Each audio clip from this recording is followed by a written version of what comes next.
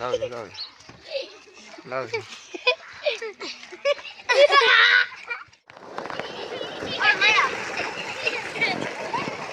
अस्सलाम वालेकुम, क्या हाल है मेरे भरावों? ठीक हो? तबीयत से ठीक है? फिट फाट हो? तो तुसी इस टाइम वेखदे पे ने यूट्यूब चैनल पिंड मुंडा 2।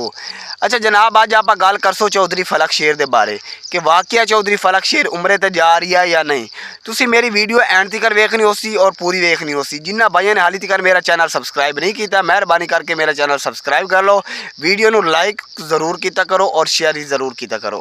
अच्छा भाई, गल शुरू करते हैं कि जदों रचनावी टीवी का अवार्ड शो होया सी ना, उस टाइम भाई चौधरी फलक शेर नू लाहौर का कोई बंदा वा उन्हें फ़ोन किया कि जनाब चौधरी फलक शेर साहब, तुहानू मैं तुहाडा बड़ा वड्डा फैन हाँ, तुहाडी एक्टिंग की वजह तो तुहाडी एक अच्छी अदाकारी है, तुसी एक अच्छा रोल जिहड़ा तुहानू दिता जाता है वो बड़े अच्छे अंदाज नाल निभांदे हो, मैं तुहाडा बड़ा वड्डा फैन हाँ, तो तुहानू मैं एक गिफ्ट देना चाहता। चौधरी फलक शेर साहब कहंदे की गिफ्ट?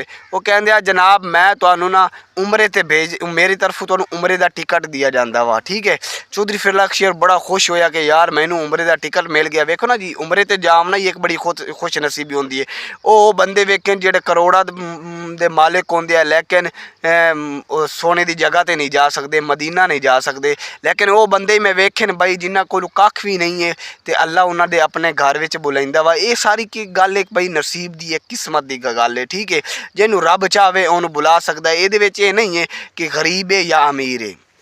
अच्छा, वो तकरीबन इस जरा अवार्ड शो होया उन्होंने तक हो गया 5-6 महीने, लेकिन हुण माह रमज़ान में चौधरी फलक शेर जा रहा वा, जी वजह तो हो सकता वा कि रचनावी टीवी ते कुछ वो वीडियो ना आवेन, क्योंकि वो तो उम्र तो हो सकता वा या उन्होंने पहले शूट कंप्लीट हो गए होवन। चौधरी फलक शेर अपना मतलब कि शूट जेडे कंप्लीट करके जा रही होवे। तो उस तो बाद अगर तुहानू मेरी वीडियो अच्छी लगी होवे, मेरे चैनल को सबसक्राइब करना है, मेहरबानी करके वीडियो को लाइक और शेयर जरूर किया करो। तो ओके भाई, अल्लाह हाफिज़। तो तुहानू पता चल ही गया सी कि चौधरी फलक शेर उमरे ते जा रही है और वही उमरे ते भाई भेज रहा वा जिन्हें चौधरी फलक शेर नू आख्या सी, जिन्हें टिकट दिता सी। ते ओके भाई, अल्लाह हाफिज़, टाटा।